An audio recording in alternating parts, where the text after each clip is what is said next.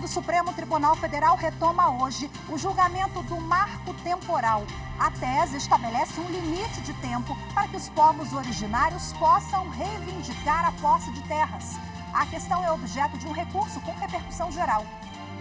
Eu sou Rafaela Vivas e o julgamento é um dos destaques do Jornal da Justiça, primeira edição de hoje. Agora vamos aos demais. Supremo Tribunal Federal revoga a prisão de 4 investigados por suposta fraude em cartões de vacinação. Plenário virtual. Ministra Rosa Weber, presidente do Supremo, marca para o dia 22 de setembro o início do julgamento da descriminalização do aborto. E ainda, em Minas Gerais, o programa Nós, Núcleos para Orientação e Solução de Conflitos Escolares da Justiça Restaurativa, ajuda a transformar a vida de estudantes.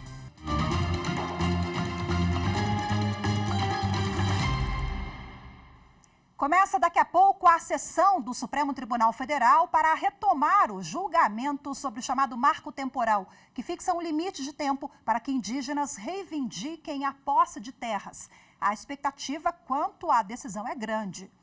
E agora vamos falar ao vivo com a repórter Carolina Chaves, que está lá na porta do plenário do Supremo e tem informações ao vivo para a gente sobre como está a movimentação nesse momento, né, Carol? Muito boa tarde para você. Olá, Rafaela, boa tarde para você, boa tarde a todos. Olha, por enquanto a movimentação aqui está bem tranquila para a sessão que começa daqui a pouco, prevista para as 2 da tarde. Foram reservadas 100 cadeiras dentro do plenário para os indígenas e outros 500 poderão acompanhar numa tenda montada ao lado do plenário do Supremo Tribunal Federal, onde eles poderão acompanhar por um telão. Lembrando que esse caso está sendo julgado, o marco temporal está sendo analisado pelo Supremo desde 2021 e hoje será a 10ª sessão. Vamos acompanhar na reportagem detalhes do julgamento de hoje. Até agora, 6 ministros já votaram. 4 para que não haja limite de tempo para demarcação de terras indígenas. Pelo marco temporal, os povos originários só têm direito a terras que ocupavam ou já disputavam até 5 de outubro de 1988, data da promulgação da Constituição. Os ministros discutem a tese do marco temporal em um recurso apresentado pela Fundação Nacional dos Povos Indígenas. A FUNAI questiona a decisão do Tribunal Regional Federal da 4ª Região, que em 2013 concedeu ao Instituto do Meio Ambiente de Santa Catarina a posse de terras onde habitam 3 povos indígenas. Esse processo está em julgamento no STF desde 2021. O tema teve repercussão geral reconhecida e a decisão que sair do Supremo vai valer para os mais de 220 processos sobre o mesmo tema. Na última sessão, no dia 31 de agosto, os ministros André Mendonça, Cristiano Zanin e Luiz Roberto Barroso apresentaram os votos. Zanin e Barroso foram contra o marco temporal e se juntaram aos ministros Edson Fachin e Alexandre de Moraes, que defendem a tese do indigenato, segundo a qual o direito dos povos indígenas às suas terras é anterior até mesmo ao Estado brasileiro. Segundo os ministros, a proteção desses direitos não deve exigir um processo administrativo concluído e nem de registro de ocupação.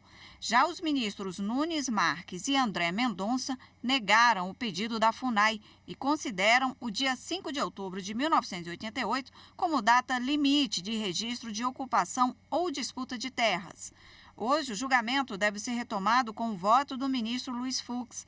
Ainda faltam votar os ministros Dias Toffoli, Carmen Lúcia, Gilmar Mendes e a presidente, ministra Rosa Weber. E a presidente do Supremo Tribunal Federal, ministra Rosa Weber, pautou para ser julgado no plenário virtual a descriminalização do aborto. A análise do caso será feita entre os dias 22 e 29 de setembro. A ação proposta pelo PSOL em 2017 discute a interrupção da gravidez até a 12ª semana de gestação, sem que a prática seja considerada crime.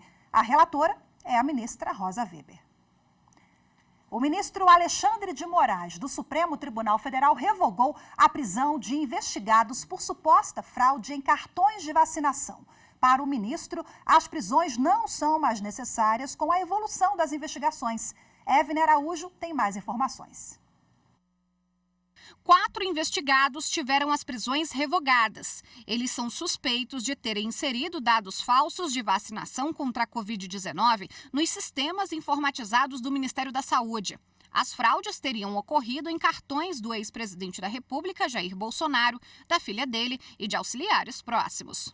A decisão beneficia Ailton Gonçalves Moraes Barros, advogado e ex-militar, João Carlos de Souza Brecha, à época secretário de Saúde de Nova Iguaçu, no Rio de Janeiro, Luiz Marcos dos Reis, sargento e ex-integrante da Ajudância de Ordens da Presidência, e Sérgio Rocha Cordeiro, assessor especial de Bolsonaro. Os investigados haviam sido presos em maio. Segundo o relator, ministro Alexandre de Moraes, com o encerramento das diligências realizadas pela Polícia Federal e o depoimento dos suspeitos, as prisões não são mais necessárias e podem ser substituídas por medidas cautelares. Entre as medidas impostas estão a proibição de se ausentar da comarca, o recolhimento noturno e nos finais de semana com uso de tornozeleira eletrônica, o comparecimento semanal em juízo, cancelamento de passaporte, suspensão de porte de arma e a proibição de usar as redes sociais e de se comunicar com os demais envolvidos. O ministro Alexandre de Moraes, do Supremo Tribunal Federal, determinou a suspensão por 6 meses da ação que questiona a alteração dos limites do Parque Nacional do Xamanchim, no Pará, com a destinação da área suprimida pelo projeto Ferrogrão-Ferrovia, que visa ligar o Pará ao Mato Grosso para escoar produtos agrícolas. No início de junho, Alexandre de Moraes havia encaminhado a ação ao Centro de Soluções Alternativas de Litígios do Supremo, que apresentou, no final de agosto, sugestões para a solução da controvérsia. Considerando os avanços já concretizados após o início dos diálogos, o ministro determinou a suspensão para que se concluam os estudos sugeridos. O Tribunal Superior Eleitoral manteve a multa individual de R$30 mil ao senador Flávio Bolsonaro, do PL do Rio de Janeiro, e à deputada federal Bia Kicis, do PL do Distrito Federal. A multa havia sido aplicada pelo Tribunal Regional Eleitoral do Rio de Janeiro por divulgação nas redes sociais de vídeo editado distorcendo a fala do então candidato à presidência da República, Luiz Inácio Lula da Silva, nas eleições do ano passado. Essa fala sobre microempreendedor individual. Agora a gente vai ouvir um trecho do voto do ministro Floriano de Azevedo Marques. Com relação às mensagens, o que está em discussão é a seguinte mensagem veiculada pelo Twitter. Colocaram MEI como se fosse emprego, diz Lula em debate. O que Lula tem contra quem é MEI?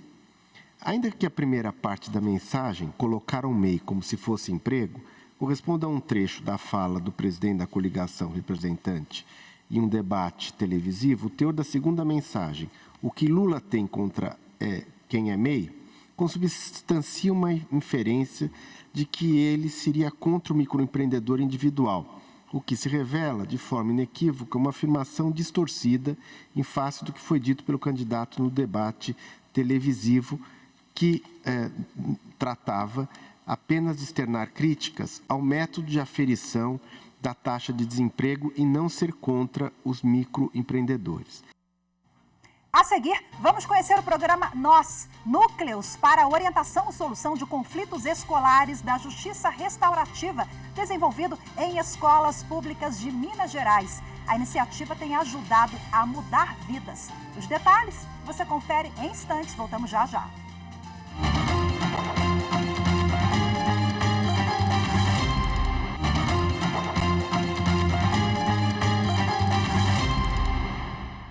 Jornal da Justiça, primeira edição de volta, e agora você vai conhecer o programa Nós, Núcleos para Orientação e Solução de Conflitos Escolares da Justiça Restaurativa, desenvolvido em escolas públicas de Minas Gerais. O programa é uma parceria do Tribunal de Justiça do Estado, Ministério Público, Tribunal Regional do Trabalho e Secretarias Estadual e Municipal de Minas. A reportagem é de Cid Marcos. Se o perigo chegar perto da área, o afaste o mais rápido possível. Na Escola Municipal Salgado Filho, na região oeste de Belo Horizonte, a regra do jogo é defender o diálogo, porque aqui o diálogo afastou o perigo da área. O pontapé inicial acontece em um círculo. no meio do problema. A ideia é fazer uma roda de conversa com os envolvidos, todos juntos. Isso para que ofensor e ofendido sejam ouvidos e daí fazer uma intervenção eficaz que vai trazer um efeito transformador mais rápido possível. Há 5 anos, a escola participa do programa NOS, Núcleos para Orientação e Solução de Conflitos Escolares, Justiça Restaurativa nas Escolas Públicas de Belo Horizonte. Trabalho conjunto iniciado em 2018, que envolve o TJMG, o Ministério Público e a Defensoria Pública do Estado, o TRT Terceira Região e as Secretarias Estadual e Municipal de Educação. Quase 1.600 pessoas já passaram pelo treinamento de capacitação para atuar no projeto NOS. São chamados facilitadores e facilitadoras. A coordenadora pedagógica geral da Escola Salgado Filho é uma das 5 profissionais daqui que passaram pelo treinamento. A partir do momento que nós identificamos esse conflito, a gente procura os alunos, né? O agressor, o agredido, e aí a gente propõe a roda de conversa. Eles aprendem a ouvir, né? A escuta, a ouvir o outro antes de falar. E aí começa a nascer a questão da empatia, né? E se fosse você? E foi com essa adolescente que sofria bullying de praticamente todos os colegas de sala. Me chamava de gorda, de hipopótamo e muitas outras coisas. No começo eu fiquei muito triste, eu chegava em casa, eu não tinha coragem de falar pra minha mãe, eu sentia muita tristeza, comecei a ter atrito com o meu corpo. Até que o caso dela foi descoberto. Daí foi assunto de uma prosa boa, uma roda de conversa com a turma toda. Só depois da roda de conversa que eles foram entender o que eu estava sentindo. Aquele dia eu liberei tudo que estava na minha mente. Eu liberei, a gente se emocionou com cada relato de cada um. A gente conversou entre si. Eu vi que algumas pessoas que estavam afastadas de mim se aproximaram de mim de novo. Você chorou? Demais. E demais é ver que antes quem andava só, agora anda muito bem acompanhada. Todo mundo entendeu tudo? Todo mundo entendeu tudo. E a situação mudou? Mudou. Para melhor? Muito, demais. Ela pôs para fora toda a angústia que ela estava sentindo, né? Todo o sofrimento dela foi colocado para fora por ela, né? E os colegas ouvindo. Eles ouviram e aí começaram, ela chorando, né? Um começou a chorar, o outro começou a chorar. Eles naquele momento se colocaram no lugar dela. Se eu acreditava nessas rodas de conversa, nesses ciclos restaurativos, hoje, assim, mais do que nunca, eu estou convencida. As crianças, os adolescentes, eles convivem em harmonia. Em harmonia. E sabendo que bola na área é perigo, o jeito então é... Bola pra frente é isso. Que bacana, bola para frente é gol, né? Bom, para a gente falar mais um pouquinho sobre esse projeto tão potente, eu converso ao vivo, de forma remota, com o juiz auxiliar da 3ª Vice-Presidência do Tribunal de Justiça de Minas Gerais, Marcos Vinícius Mendes do Vale. Seja muito bem-vindo, muito obrigada pela participação e disponibilidade do senhor. Em primeiro lugar, parabéns, viu, pela iniciativa em conjunto com outras instituições, mas que tem dado muito certo. Seja bem-vindo. Muito obrigado, Rafaela. É uma honra muito grande estar com você. Esse assunto é um assunto que nos é muito caro e é um espaço muito importante de debate na TV Justiça sobre a justiça legislativa como uma grande ferramenta de pacificação social.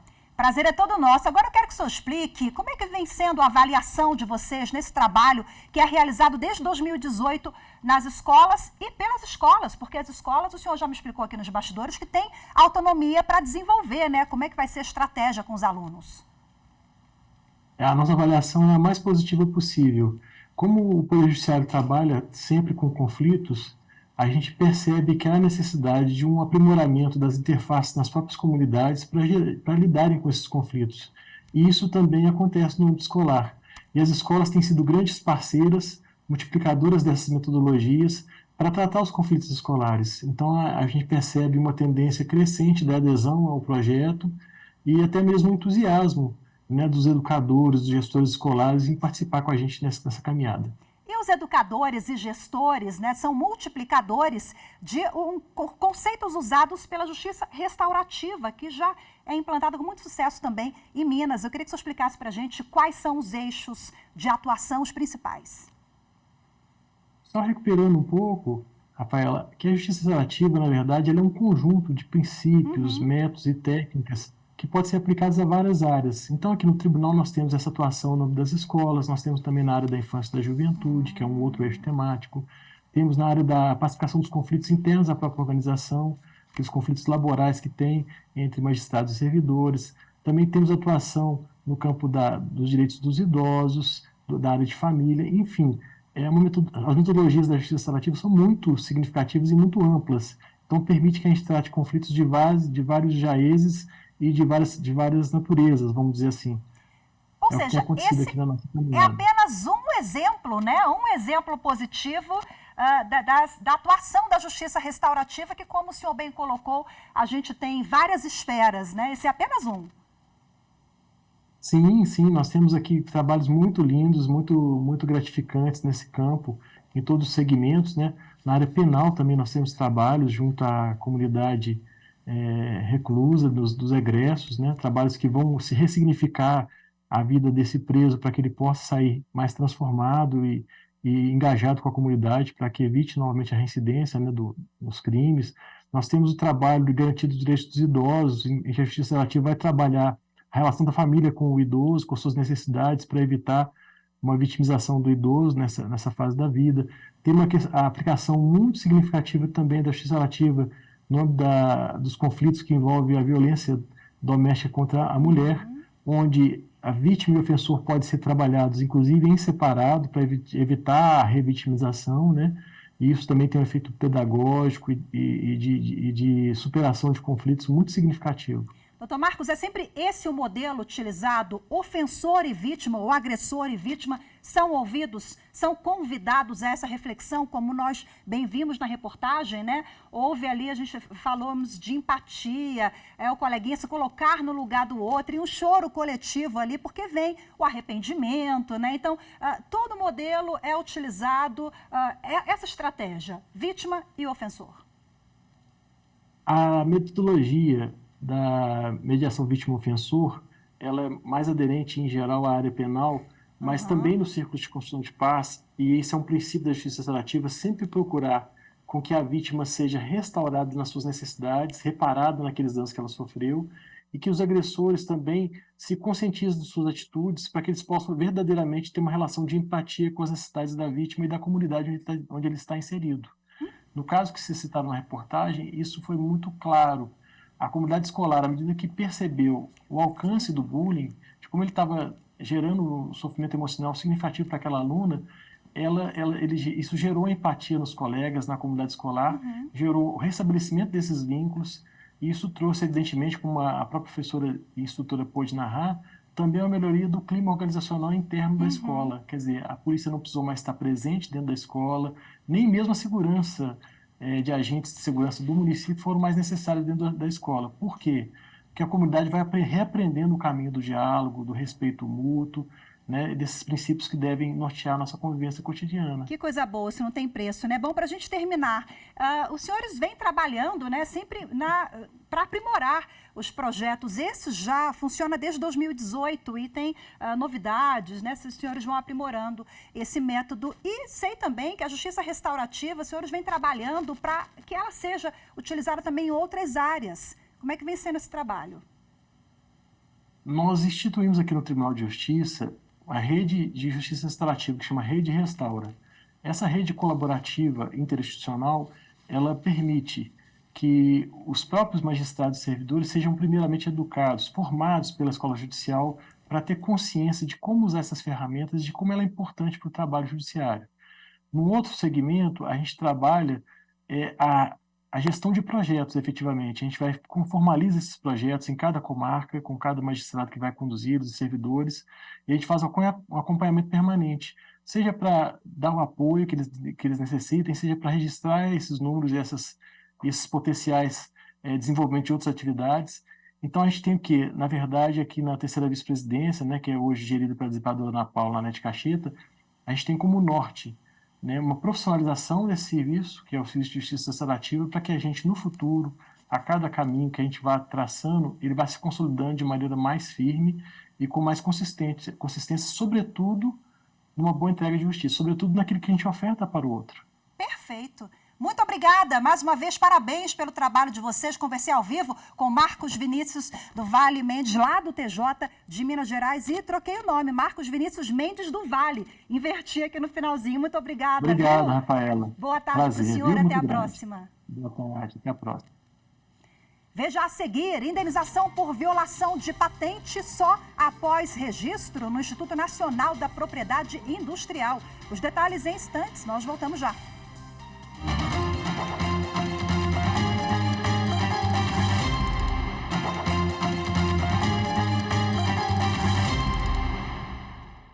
A terceira turma do Superior Tribunal de Justiça decidiu que só cabe ação indenizatória por violação de patente depois de concedida pelo INPI, Instituto Nacional da Propriedade Industrial. As informações com Marina Campos. O colegiado negou o pedido de indenização feito por uma empresa contra a concorrente por uso não autorizado de um produto objeto de patente, uma vez que o processo ainda está em análise no Instituto Nacional da Propriedade Industrial, o INPI. Para a relatora, ministra Nancy Andrighi, antes da concessão do direito de propriedade industrial, o requerente possui mera expectativa em relação a ele. Para a ministra, a interpretação da Lei 9.279, de 96, revela que somente após o INPI ter concedido a patente é que a indenização por exploração indevida de seu objeto pode ser pleiteada, ainda que se refira ao período compreendido entre a data da publicação do pedido e a data da concessão do direito, como no caso. Segundo a ministra Nancy Andrighi, não há como assegurar que, ao final do procedimento administrativo instaurado perante o INPI, o pedido de patente será de fato deferido. Tampouco estabelecer previamente a concessão do direito, os limites da proteção que será eventualmente conferida pela autarquia. Desta forma, a terceira turma entendeu que a concessão do direito de propriedade industrial pelo INPI é pressuposto indispensável para a propositura de ação indenizatória por violação de patente, uma vez que é o registro que garante ao seu titular o direito de impedir que um terceiro, sem o seu consentimento, produza, use, coloque à venda ou importe o produto patenteado.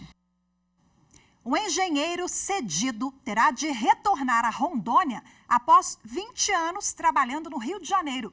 A decisão é da primeira turma do Tribunal Superior do Trabalho. Entenda os motivos agora com o repórter Rafael Oliveira. Na ação, o engenheiro alegou que havia sido contratado na Ceron, empresa do sistema Eletrobras, em 1983. Mas em 1996, ele foi transferido para o Rio de Janeiro, onde recebia as mesmas vantagens dos empregados e chegou a receber uma medalha por 20 anos de serviço. Em julho de 2017, porém, foi informado de que teria de voltar a Rondônia. O profissional argumentou que tinha estabelecido família no Rio de Janeiro, além do reconhecimento do vínculo com a Eletrobras e a permanência no Rio, ele pretendia a incorporação do adicional ao salário. A Eletrobras afirmou que a cessão não foi definitiva e que o adicional apenas é devido durante a situação, não podendo ser incorporado ao salário nem mantido na hipótese de retorno para Rondônia.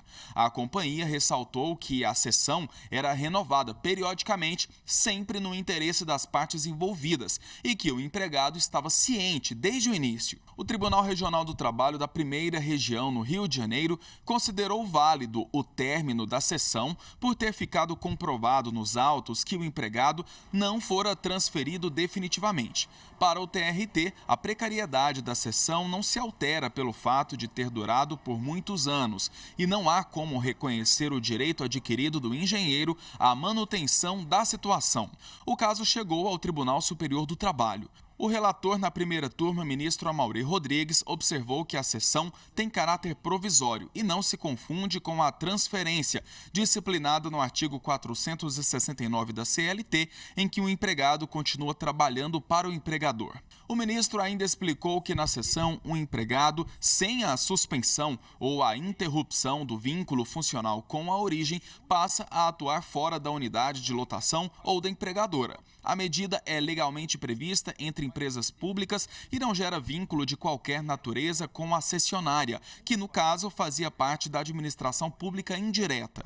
Na avaliação do relator, a pretensão do empregado, na realidade, é consolidar o vínculo na Eletrobras, ainda usufruindo dos benefícios que ambas as empresas concediam. Para o ministro, mesmo que o engenheiro tenha prestado serviços por diversos anos à Eletrobras, ele não tem direito a integrar os quadros da empresa, porque, para isso, teria de ter sido aprovado em concurso público. Nesse sentido, lembrou que, embora tenha sido admitido na Serom em 1983, a sessão se deu depois da promulgação da Constituição Federal de 1988. Assim, a primeira turma do TST rejeitou o recurso do engenheiro que pedia para permanecer no Rio de Janeiro após ter sido cedido por 20 anos à Eletrobras. A decisão foi unânime. Ainda cabe recurso.